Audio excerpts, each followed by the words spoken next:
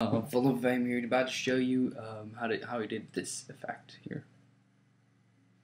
No, not the Loomis effect. I don't want to do that because I think I can do that in another video. But if my video would stop lagging, I would show you. But the Loomis effect is, I'm gonna write down below if you want to know it. It's pretty easy.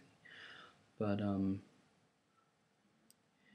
that's not what I'm talking about. I'm talking about this effect. Right about here, those ones right there. I uploaded a video about that yesterday and I wanted to show you guys how I did it. So what I did was I took my footage and I just cut it down to that part. Usually it looks a lot different here, but this is the raw footage. What I usually do before I get started is I make something called black bars or movie bars or whatever you want to call it, and you basically do that by going to layer, new, solid. I have my raw footage just placed here below, and I'll call this one, we'll just make it comp size. Click OK, and we'll call this one black bars, and we'll call this one touch, and shift it to the other composition. Sorry, but here we go. But this might look stupid, so we're gonna open up here in this little button right here, go proportional grid. Click the proportional grid button, and you take your masking tool and select the rectangular tool. You click right here around one of the green rows here, and you drag it to the corner and try to match it up as good as you can. What am I doing? Wrong. If you remember to have the black bars layers selected, or else this is going to look like nothing. Yeah, there we go. And then we'll set this one to, instead of add, set to subtract. You can click this toggle switch mod if you want to know how to do it. There we go. The black bars are now created, and we will lock this thing up. Now that doesn't look like the original footage because I wanted to do the Loomis effect in the start, so what I did was I color corrected the footage to look more filmatic, if you can call it that. That's not a word. So what I usually do when I color correct my videos, I go use the plugin that comes with Pro Tools, with After Effects, called Hue Saturation. I set the master saturation to -50, and then I play with this one till I get some kind of like around 17 maybe. Then I add on, that doesn't look so good. Then I add on the curves from color correction. I'll just type it in over here. You can find them under effects and color correction, both of these. And what I do is I take the red channel, I turn the red channel a bit down around there. It's starting to look better now. Green, I turn green a little bit up, which is stupid because I got a green background. It's not stupid then. And turn the blue a bit up as well, which will give me this kind of look. And then I'll take the RGB, and I'll make a point here and a point here, and as soon as you make the point down here, you can just drag that point and you'll make this. You'll darken up the clip a bit. This is more like my style. I like doing it this way, making clips look like this. Oops, undo. Well, let's say this is how our footage is gonna look. That was a quick color correction right there. But great. Now what we're going to do is I'm going to show you guys how I add the spells on it. The flying spells. I'm not, again, tell me if I'm going to do the Loomis. I'm on my way to Germany. I'm going to go to Germany here tomorrow. So I'm probably going to do it when I come home if I've seen any requests. But yeah. I use optical flares for my spells. Optical flares is an awesome plugin. You can get it from videocopilot.net. I'll put a link in the description. Awesome. Why am I opening that? First, you're gonna make the layer.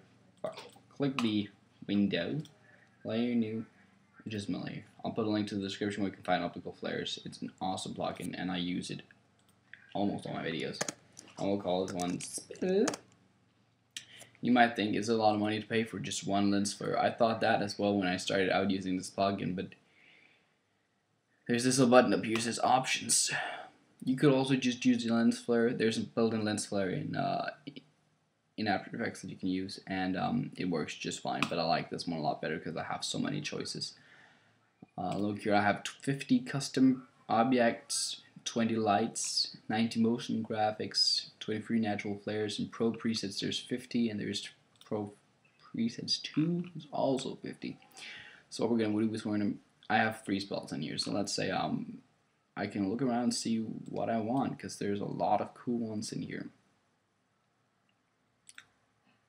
If my optical flares stop lagging, I think my optical flares is lagging a bit. Hello. Oh, there we go. Shit. So, no. Okay, so for example, this one here, you can change the color. Let's say I want this one to be more reddish. And what did I do? I can turn it completely black. Just make it dark blue. You know, it's fun to play with the colors in here because, you know, you can play around with colors. That's fun. I'll set it to add. No, screen's better. And we'll click OK. And then I have a Trulish lens flare here, which looks awesome. So I'll click here, and we'll click over original. So now we have it here. So the brightness of so it's important to do the color correction before you get started doing the effects, because it's going to show you later on what I mean. But I'm going to show you later on what I mean about that. But right now, we'll turn the brightness down for it, because we're also going to keyframe the brightness of it. But as you saw, maybe if you saw the original video, I bursted off the lens flare I did on the wand. I just bursted that off right there. And then what I did was I did this.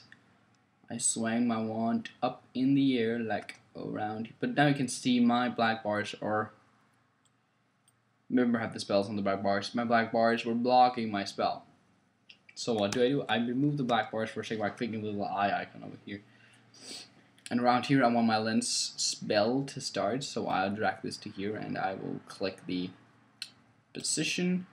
I'll keyframe the position and the brightness of this thing.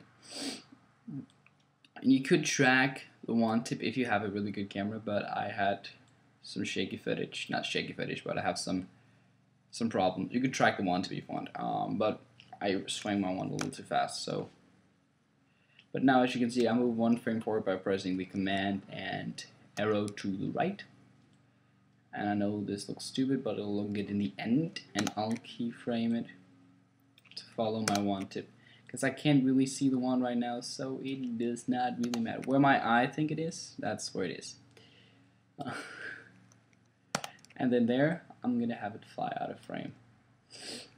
See right there?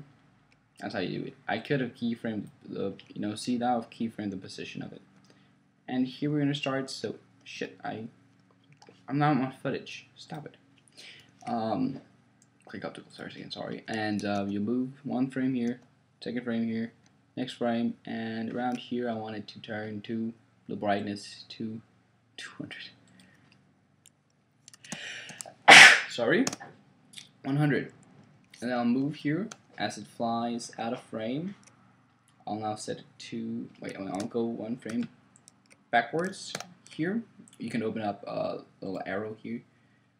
Effects, optical flares.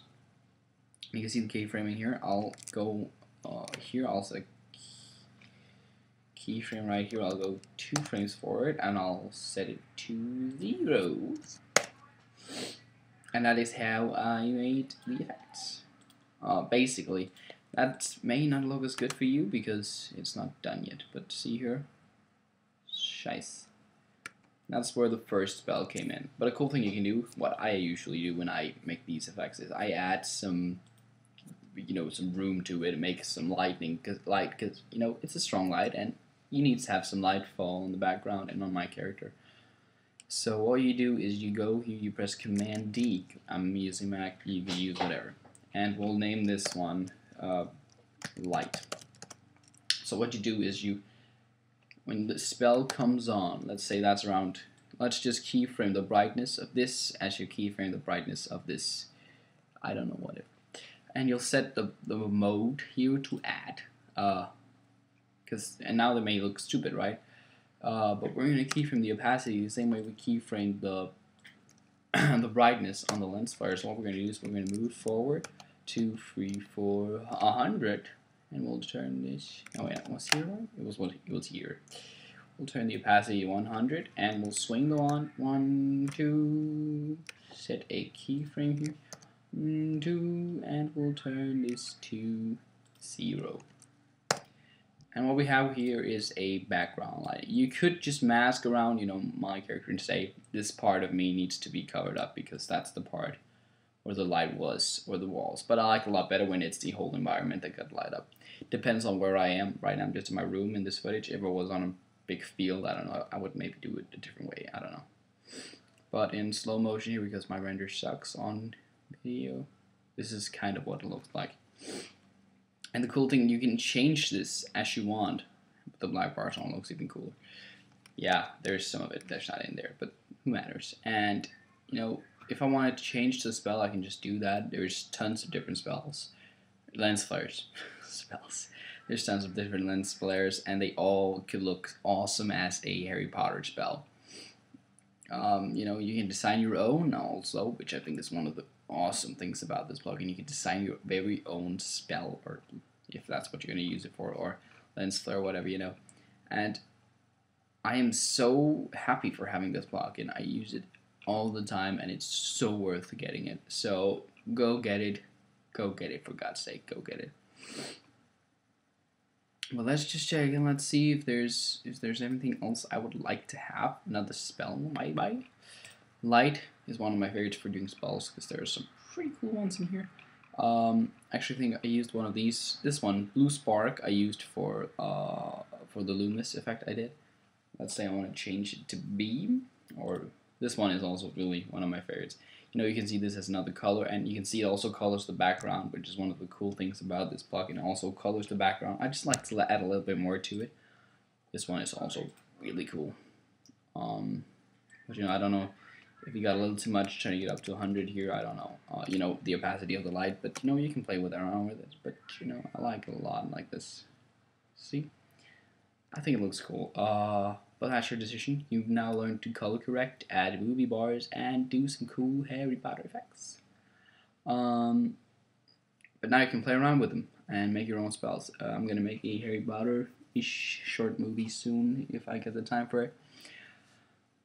But yeah, that's how you do it. Comment below if you want to know how to make the Loomis effect. It is freaking easy, and I will happily show you how you do it. Okay. You can also see how it looks without the light in the footage. For example, here. See? Yeah, this is without adding the background light when I shoot the spell. And that actually also looks pretty good. But yeah, that's how I made the spell. I hope you guys like this tutorial. If you do, please subscribe, please like. It's been a long time since I made. Okay, I made this video a couple days ago, but it's been a long time, so yeah. But thanks for watching and checking this out. If you haven't seen the clip yet where I did the spell thing, go check it out. I should be a link somewhere. And yeah, I love you guys. It's been awesome to do this tutorial. And just so you guys know, if you have like no knowledge, okay, I'm just kidding. If you want to render this out, it's called that, or export the file. You click composition and add to render queue. This little icon. If it's not already up, it should come up, and you'll be able to go in here and change some settings. If you want the audio on, or your footage, you just click audio output, and then it'll add the audio to it. And then you click on this here, which is basically you choose where to save the file. And what the name of the file should be, we'll call this one Belly, because I'm an idiot. And I saved it on my desktop, and I click render, and it'll just render. I will not render this because it takes forever because the screen recorder is on. Why is my MIDI keyboard on? Thanks for watching, you guys, and I will see you in a future episode of how to do these things. Should I do more? I'll also do gunshots if that's it. But yeah, thanks for watching, you guys, and we'll see you guys when I come home from Germany. Bye, boy. Where's my stop recording? There.